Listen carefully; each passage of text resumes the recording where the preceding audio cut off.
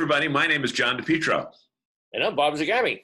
And we want to welcome you to This Week in Camping and RVing, where we tell you everything you need to know about what you can do to have a great experience for you and your family.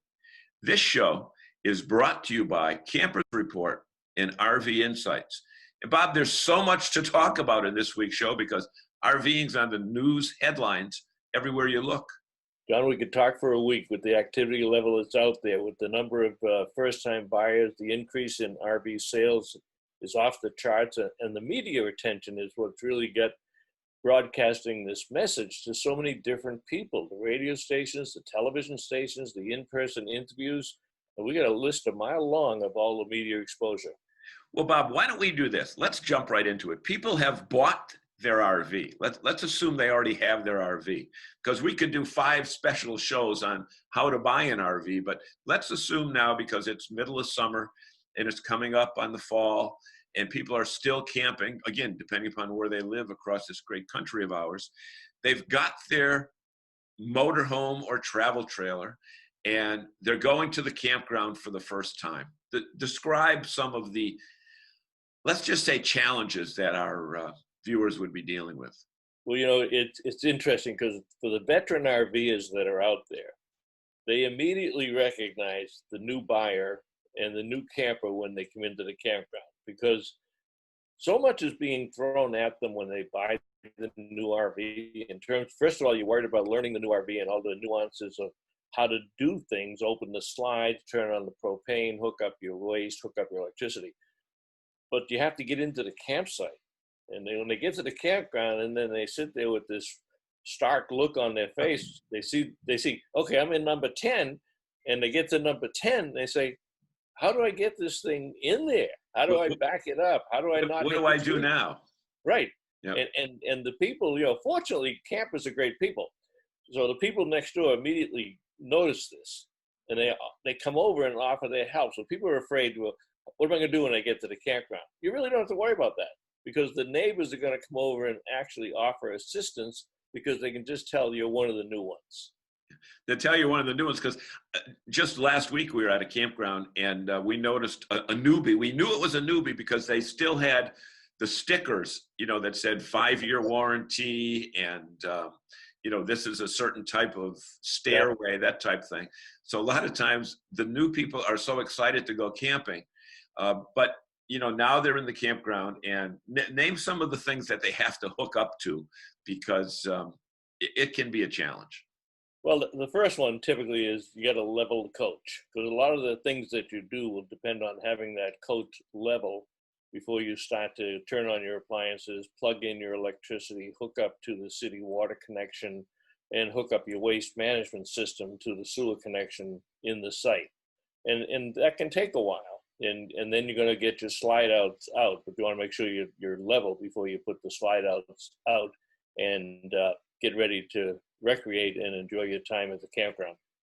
Yeah. So when you want to put out that awning and all that stuff, but you Right. do have to do other tasks that, you know, they don't show up in the brochures of the beautiful brand new RVs, but you know what? You're such a gentleman. You call it waste management systems. There are other terms that people will use for those. That's the professional term. Yeah, right? the professional term. So, you know, but it's important, like, let's just take the power part. It's important that your receptacles are proper. And sometimes you even need to have a surge protector or other devices there to keep that camping experience fun. Yeah, you know, you bring up a good point. And one of the things that we always advise new campers and even old campers, to be honest with you, there's veteran people that haven't done it, is take a couple of days at home and read through all the manuals that are with the coach. And a lot of people don't do that. And, you know, sometimes the problems that campers have are self-inflicted because they haven't done their own homework in terms of reading the manuals to find out how all this stuff works. Okay, so I want to stop you on that, because I have introduced some new families into RVing this year. and one of the guys is an engineer, and he said, I'm not taking that RV out until I go from the introduction to the conclusion on the 17 owner's manuals that were in that, about, you know, one with the stove, one with the fridge, one with the TV systems. I think many times if you do too much reading, it will confuse you and scare you that you might bring that RV back to the dealership. So my particular view on that is that, you know what, get to the campground. If you need help, somebody in the next spot will help you with that. But that's a good point, because some of us are not mechanically inclined. I mean, I can read them all day long and I still wouldn't know how to do half the stuff that they say. But the other thing, the recommendation that we make lots of times is there's some very good books.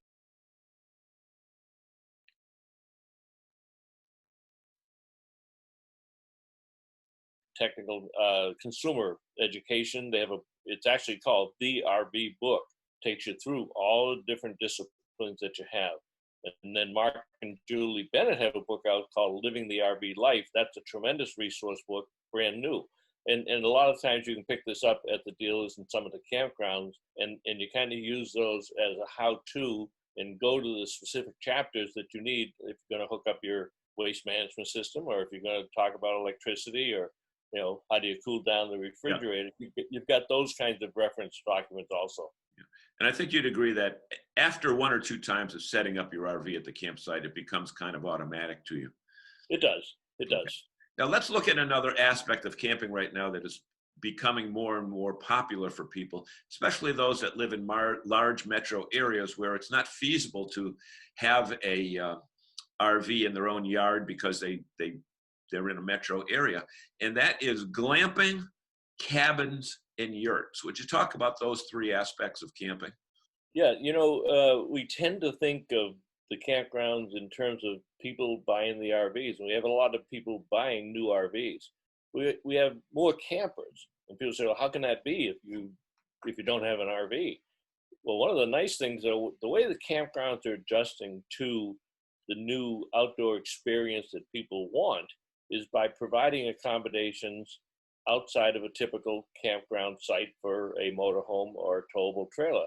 And that could be a rental cabin. It could be a yurt, which is a round, kind of like a round house with a conical top on it. It could be as extensive as a glamping experience. Define glamping, Bob. Define what you mean by glamping. Luxurious camping. And it could be high-end stuff. And there are glamping campsites, campgrounds out there that are up to $200-300 a night. But it's a luxury experience. They have luxury restaurants. They have safari tents with your own bathroom and your own kitchenette on them. So you run the whole gamut. And at the lower end, you have tent sites. So a lot of people who tent, and there's 33 million of them, are potential candidates for RVing. So they can go from tents to an RV, or they go from tents into a rental type of unit to experience it. So if you have an RV and you want to, and I think the greatest part about the rental market in the campgrounds is if you have an RV, you can invite your friends to come, even if they don't have an RV, because they can be in the campground with you. Their kids can play with your kids. They just happen to be, let's say, in a rental cabin or a rental RV.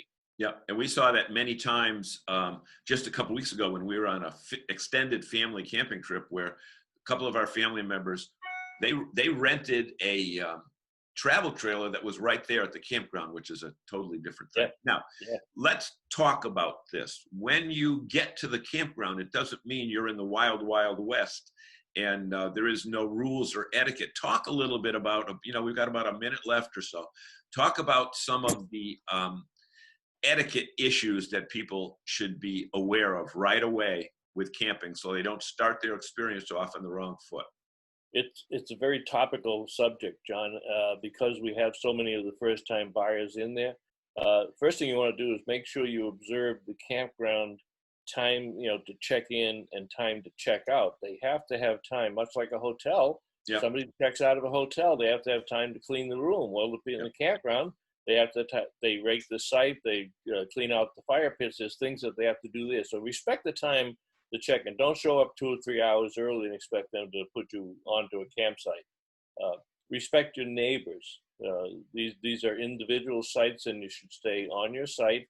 And yes, you will communicate and socialize with them, but when that time comes, be careful with the noise levels.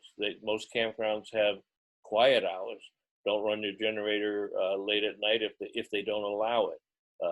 Keep your television and your radio down. Now that we have outside entertainment centers, it can be a problem with your neighbors when you have that, if you have that up loud or after hours. That's another thing that you want to be very careful of. Okay, that's so important, because when we went, we had 6 children under 9 years old, and their excitement level of their first time camping is much greater than possibly a retired couple that might be looking next door, living next door, and wanted to read books and watch TV.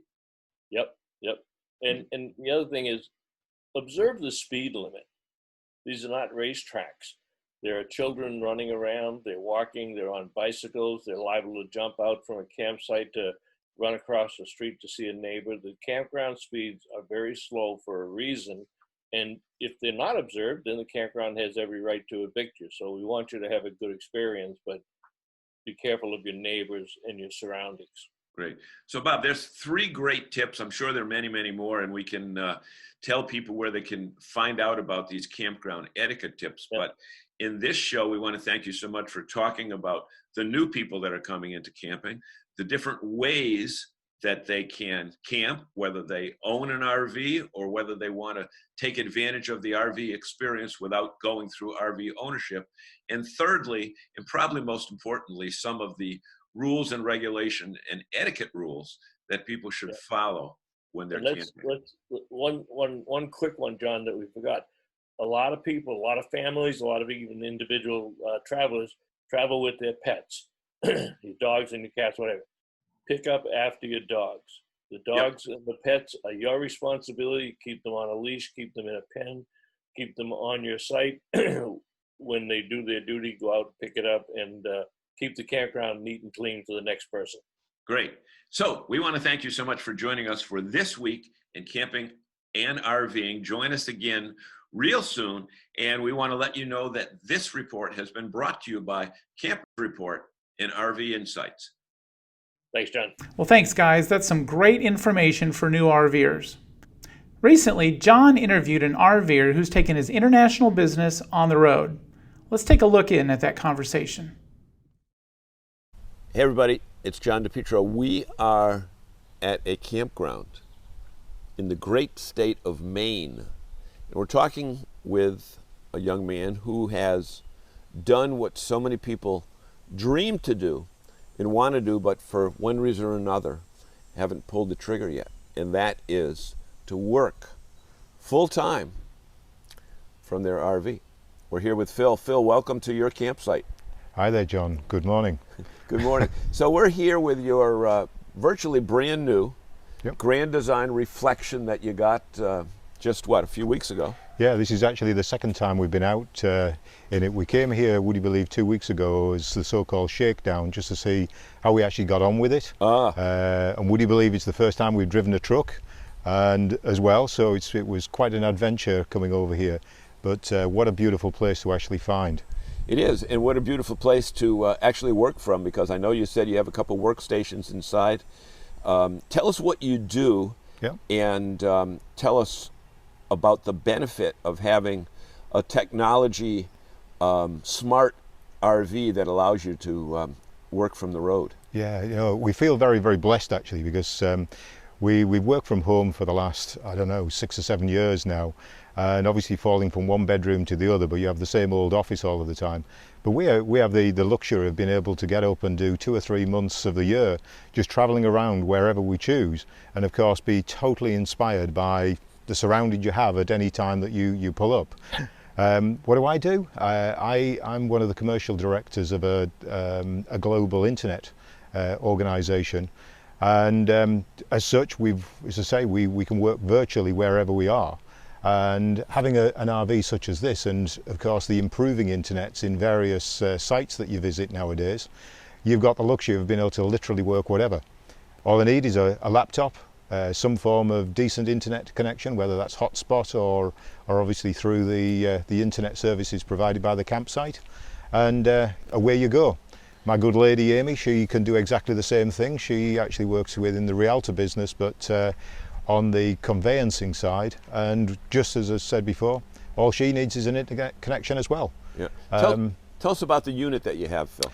Yeah, if I say that last year we actually did nearly 13 or 14 weeks, first of all, in a Grand Design Imagine, which was just splendid, but for somebody who works full time, it was getting challenging because there wasn't the same space, there wasn't the same table space or workstation space.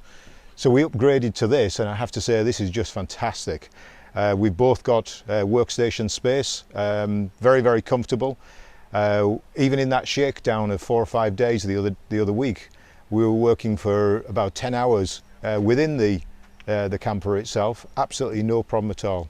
No cramp, no nothing, luxury. And of course, with going back to the surroundings, what can beat it? Okay, and you're in your work mode right now. This is your work desk, right? There's no reason why I can't work outside or in. As long as the bugs don't bite me, I don't mind. Exactly, and you've got, so when you're bored, you just, what do you got, inflatable kayaks there? Yeah, I mean, it's a bit of an oxymoron. Show me that thing, show me that. Yeah, I mean, an oxymoron saying that you've actually got an inflatable, and it's actually, would you believe, a fishing kayak of all things. So fishing hooks, it's seemingly safe, and thankfully there's a good few pockets of air in there to keep it. And then we've got bikes, we've got hiking, you name it. We just do what we want to do, as and when you want to break away from work. So the days of, you can still work from the road. I mean, you're not missing anything, right? Nothing whatsoever. Nothing whatsoever. And I'm sure you'd probably agree with me that with this COVID thing where people have been forced to work from home, there's probably going to be a lot of companies here in the U.S. that are not going to need that elaborate office space that they've become accustomed to. Do you know what? I actually question whether people's working modes are going to change going forward, because I mean, we employ about 28 people, and we had 2 offices until recently. Which are major expenses. And they're expensive, that's right. And I tell you one thing, I mean, one of the things was just the travel time that everybody now just puts into the working day. Yep. And we've actually found that the quality of the work and the dedication to work has actually increased. That is so important, because I know, well, my nephew, for example, lived in New York City and worked in New York City, so he had to get on the subway, go to work. You know, unlike the people outside of New York that, you know, had to leave Connecticut at 5 in the morning to be there at 7, to leave at 6 at night, to be home at 8, and to do it all over again. What we're finding is that those people still have the same sleep habits, but they're putting that 2 hours of extra work in, wasted commuter time in the morning into work. Yeah, well, as I say, we're actually a global provider. We actually provide software solutions into large sports governing bodies. So it doesn't matter what that sport is, whether it is, dare I say, from my own country, rugby, or you're talking about baseball, swimming, it doesn't really matter what it is. But we're providing solutions right across the globe. So whether that is the US, Canada, Europe, Australia. So we're actually covering the 24 hours of the day. And of course, a lot of our workers were actually working ungodly hours, dare I say, and traveling during those difficult hours in the middle of the night. And of course, they don't have to travel anywhere now. Yeah. And that's a blessing for them. Yeah. So in your case, you're not just doing a local business that you're selling stuff on the internet. You are doing a global business. That's absolutely. I mean, and the beauty of it is that I actually work typically from about 6 o'clock in the morning until whatever time I'm able to shut down in the evening. But of course, if I want to take 2 or 3 hours out, I can do it. And then you just return back to the work. Yep. That's the beauty of a 24-hour business. What would you say to someone who is considering, you know, that has the flexibility, you know, the kids are out of school, or, you know, you don't have I shouldn't say burden, that's not the right word, but you don't have the responsibility of kids being in a school and having to be in a certain location. What would you say to those people that are on the fence about doing what you've done? The first thing is just take the jump, take it, try it. go for, you know, set your stall out and going out for say 3 weeks initially, and just see how you get on. I mean, I'm not necessarily proposing going boondocking or anything, but go to a decent campsite and you'll find that you've got all the amenities that you need. And of course, with a trailer such as this, where you've got all of the luxuries of the you know, your own bathroom and everything, in COVID days, what could be better? You're not having to socialise unless you choose to. You've got the distance. Hey, it's more than 6 feet between each of the campsites, of course. There's some and therefore you've got tenters all right of the next to us. benefits with none of the drawdowns.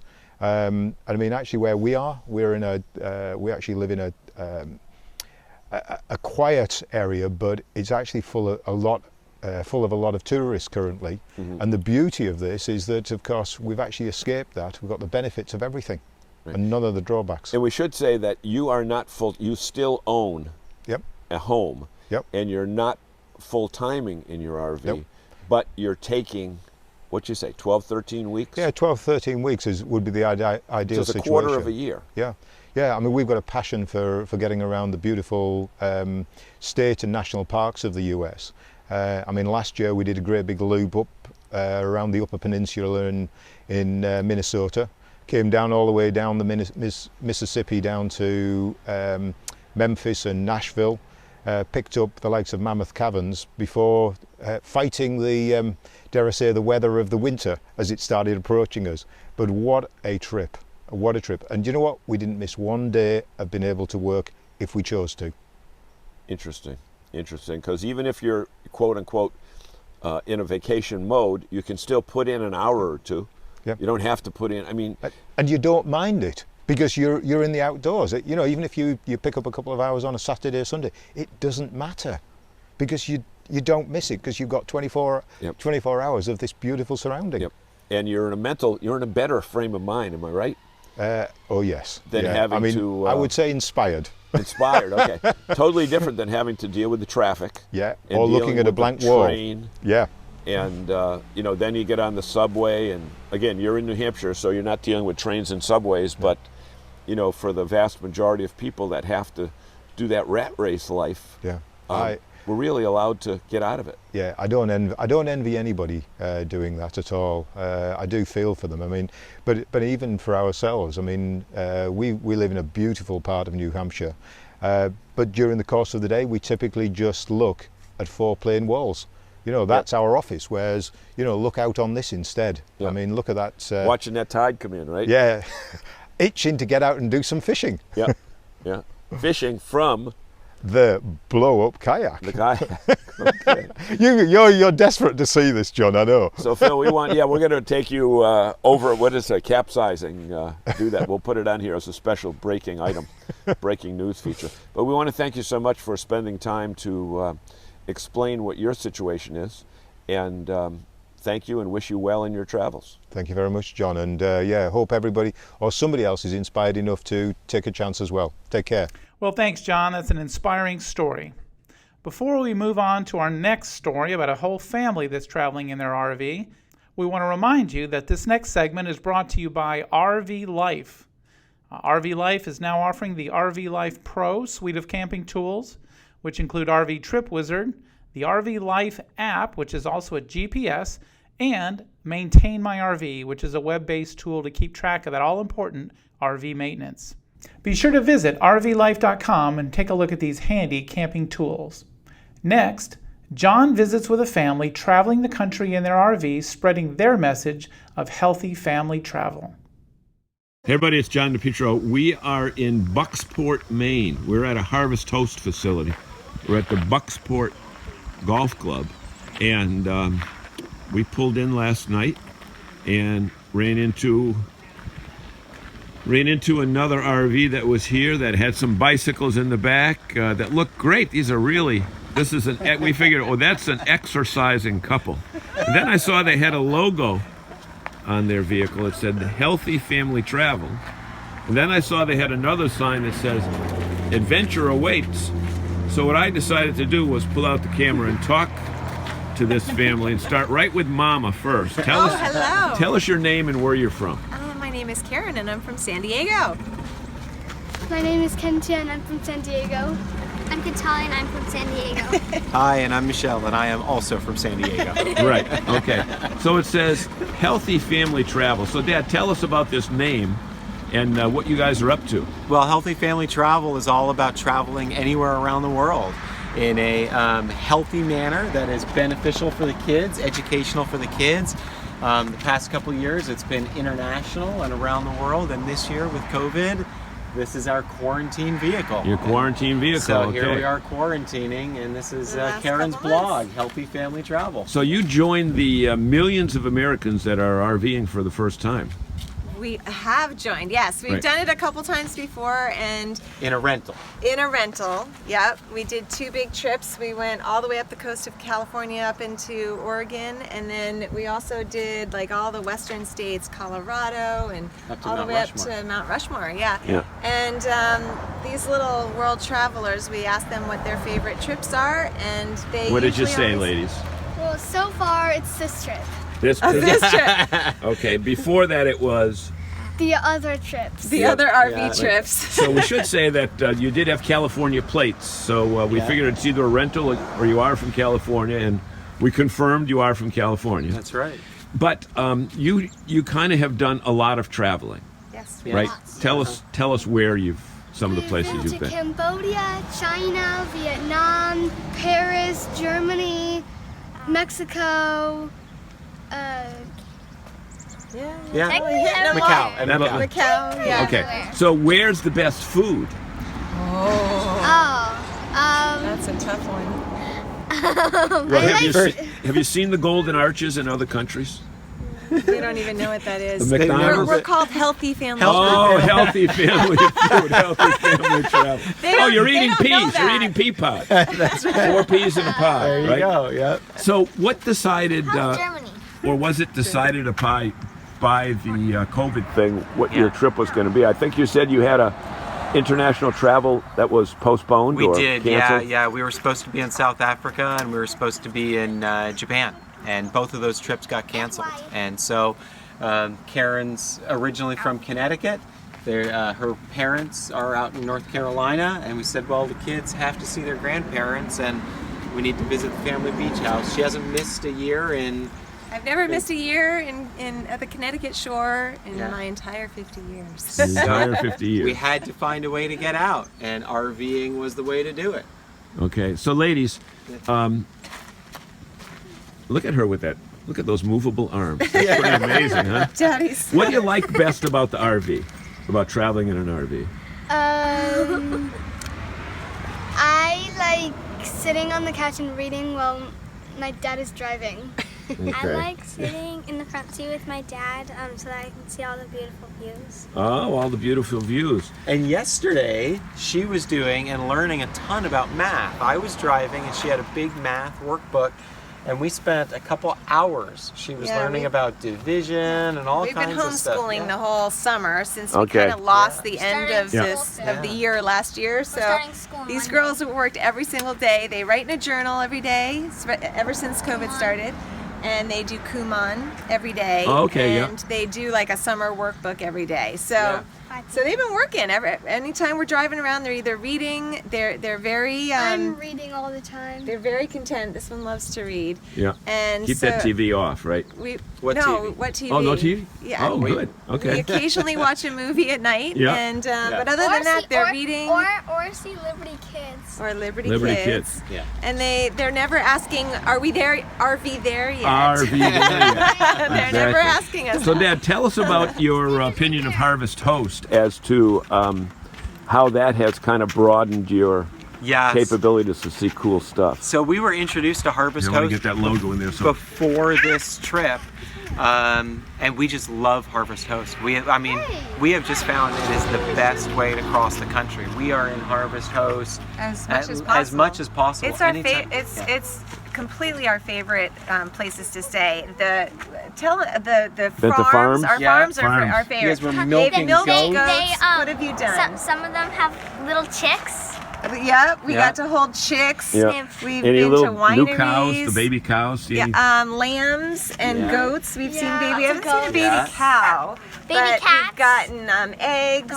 Yeah. We've gotten all sorts of fresh veggies. We made Don't tell ice the lamb. cream. We got ground lamb. We did get ground lamb. Okay. We So let me ask we you made this. ice cream at a corn maze. We went through Yeah. a corn maze. And Yeah. The other thing that Harvest Host and Yeah.